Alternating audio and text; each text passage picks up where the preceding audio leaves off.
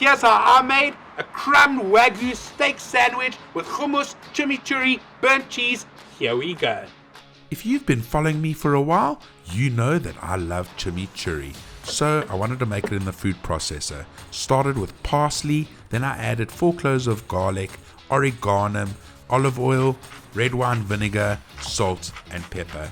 If you'd like to know the exact amounts, watch my previous videos on how to make chimichurri. Once the salt and pepper was added to taste, it was time to blend. I wanted to make this a bit chunky, so I didn't blend it too long. I didn't want to make it too smooth because I normally make it by hand, but I made it in the food processor. It was time to make my hummus. I started off with using 3 tins of chickpeas, and after that I wanted to just rinse it out and get rid of the shells. So I put it into a bowl of water and then gave it a slight massage just to get rid of the outer shells. Once those were off, I drained the water and I was ready to blend this up. So I put it in my food processor. I added olive oil, about 1/4 cup.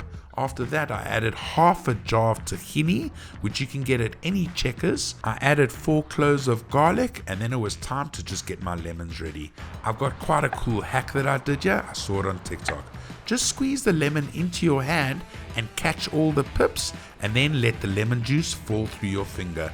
It's a really easy hack to catch all the pips, and it's really simple to do, so you must do it at home. Let me know in the comments if you've done it, and tell me some other hacks you know in the kitchen. I'd love to know. After the lemon juice, I added some salt and pepper to taste, and it was time to blend the hummus. I wanted to do the hummus for about 10 minutes, but the food processor motor would break. Just another hack for you, add an ice cube every minute and a half. It just cools the motor down. Once I'd blended that up, I needed to just taste it, and then it just needed a little bit of salt and pepper, and then I blended it more. I wanted to get it nice and smooth and creamy, and it came out just the way I wanted it. Here you can see, look how smooth that looks. Then it was time to get my Wagyu steak ready. I've got a Silent Valley Wagyu flank steak, and it was time to cut this into schnitzels. I cut it super badly, cut my finger, got stitches in it. Anyway, story for another day. The marbling on this Wagyu was insane. All that fat and all that flavor. I was just getting so excited looking at this steak. It was super beautiful, and you know I love Silent Valley Wagyu steaks. So I wanted to cut them in half, and then it was time to add some spicing. I wanted to keep it really simple so I could taste that Wagyu. Also, I was adding a little bit of flavor into the batter, so for the steaks I just used salt and pepper. I did it both sides, and then I let the steak rest just for about half an hour so that the salt and pepper can penetrate into as much of the meat as possible. Then I had to get my batter ready. Added some Robertson steak and chop spice, and then I did the flour, the egg and the batter all after each other and got all my steaks ready. Once all my steaks had been battered, I put the steaks into the fridge just for about an hour so that the crumbs don't come off while frying. It's a really good trick that my mom taught me. I got my oil ready up to about 250 degrees Fahrenheit, and then it was time to fry my schnitzel. I wanted to get my schnitzel nice and golden brown and not have the oil too hot. So once it was ready, you can see how delicious and crispy this looks. I was ready to make my sandwich.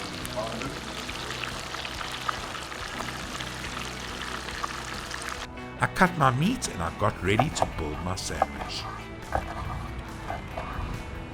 This bread was bought from Furnos Bakery. Super delicious Greek bakery to get fresh breads anytime.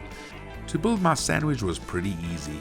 I started off with the homemade hummus, and then I added some gherkins. I love gherkins and schnitzel, and I knew this was going to be a delicious flavor. Then I added my steak, and this was just getting me super keen for this sandwich. After the steak, I had to add some cheese, and you know, for these kind of sandwich, American cheese just goes down so well. I wanted to make the cheese a little bit melted, so I got my gas burner and just got this cheese nice and crispy on the edges. After that, it was time for the last sauce of chimichurri. Oh man, this was amazing.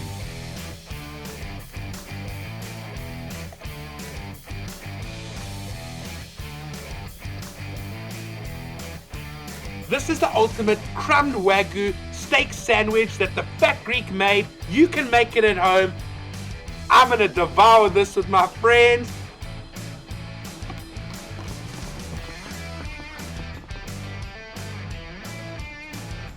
Come on.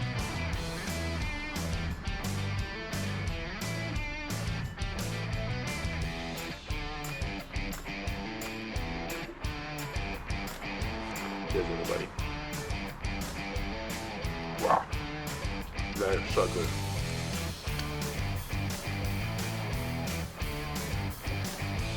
Normally, I don't eat the food I cook because there's so many of us.